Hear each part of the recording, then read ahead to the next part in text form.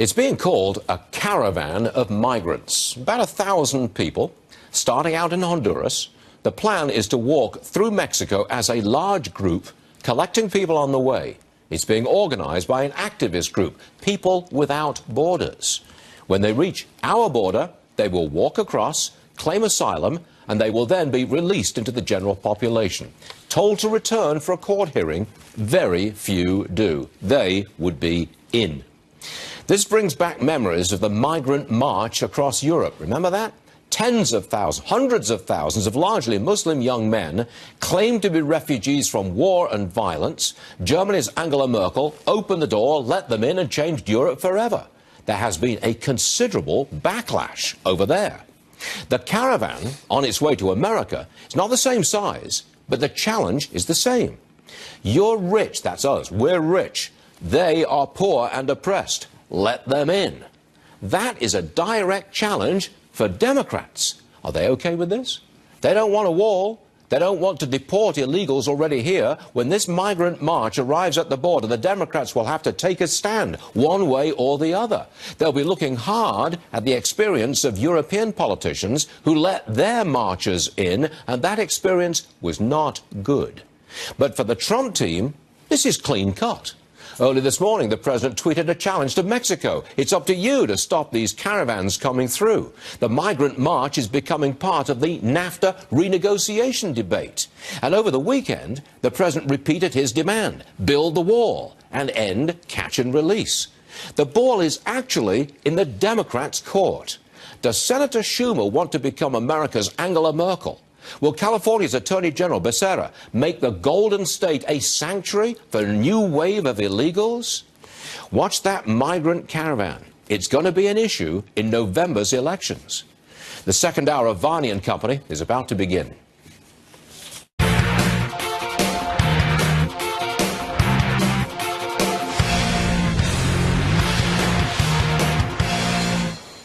I want to get back to my editorial, top of the hour, that caravan of migrants, which we understand is headed towards the United States. They started in Honduras. They want to walk through Mexico, collecting people along the way. They want to end up at our southern border. What's going to happen? Harlan Hill is with us. He's a Trump for President Advisory Board member. Harlan, I think it's a challenge primarily for the Democrats. What are they going to do? Well, I mean, if the Democrats have their way, they're going to do nothing about it, as they've done for decades. There is an invasion headed our way. That's a strong word. It's a strong word. Now, this is a small group. It's 1,500 people. At the moment. At the moment. But they're growing in numbers. My problem is that this will set the tone. If these 1,500 people are effectively able to invade the United States in a group, and they're not challenged at the border, and once they're in the United States, we have zero chance of being able to apprehend them at scale, then more will come. This caravan just foreshadows the wave of immigration that will come across our border unless we start to invest in our national security, which starts on our southern border. Do you think this is a revisit of what happened in Europe? I mean, you and I, Ash, we were the parallels are very, very strong, aren't they? Yeah. Except in Europe's case, they were invited in by German Chancellor Angela Merkel. But in this case, to Harlan's point, if you open the doors, and even if they are detained, then released, where are they going to go? Straight to California. Yeah. Sanctuary city, and boom, off you go. And it's an invitation for many more to follow. That's right. They step across the border, they will be apprehended, they will claim asylum, and then they'll be released. They'll be released. That's catch and release. Exactly as in Europe, the barbarians are at the gate. And I don't use that lightly.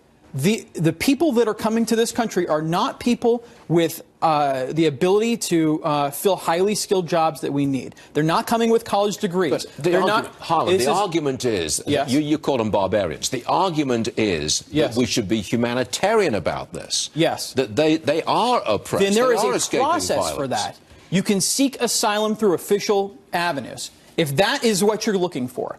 But what's happening is that they're looking to skirt the law, get to the United States, and then to take advantage of our good nature in the process. There's a proper way to do this. If you just invade the United States by taking advantage of our porous borders and the humanity of Americans, that is the wrong way to do it, and it sets the absolute wrong precedent for us going forward. I say the president wins this one politically. Politically. And you say? I think that he should as well. Okay. But we need to start investing in the border wall now. Okay, got it. You agree with all this, Ash? I do. You and I covered that march in Europe. Extensively. Extraordinary stuff. It really was. And Angela Merkel, for that point, has never been the same politically. She was damaged by that. If it develops into the same scale on our southern border, you've got yourself a crisis. You do. Right there and then. You and do. I think that's what the activists want. Well, to your point, I think that puts the Democrats in an awkward position. Yeah, I think it does. Yeah. All right. What a development on a Monday morning. I wasn't expecting that when I walked in today, and I wasn't expecting it. But Lydia Ortega is with us.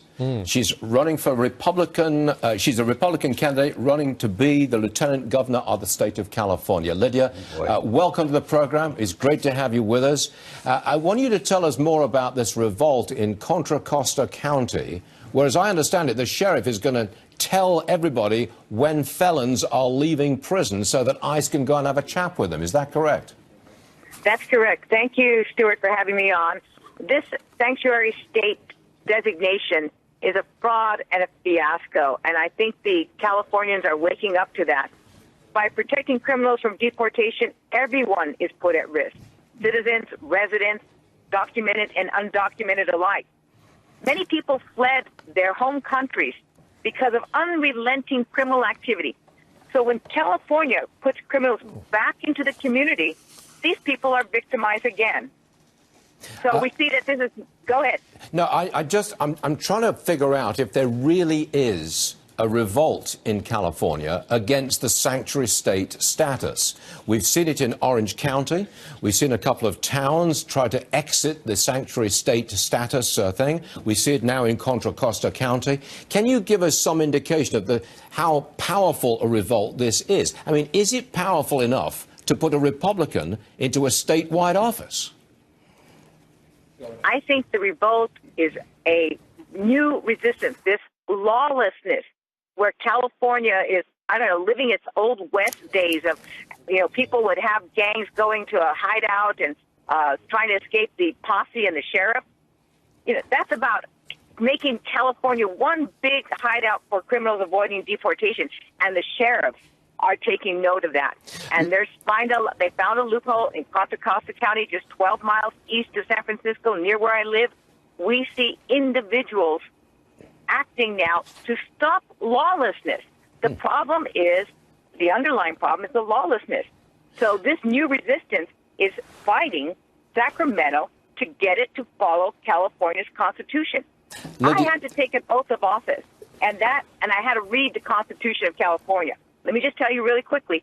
Article 3, Section 1 says, the state of California is an inseparable part of the United States of America.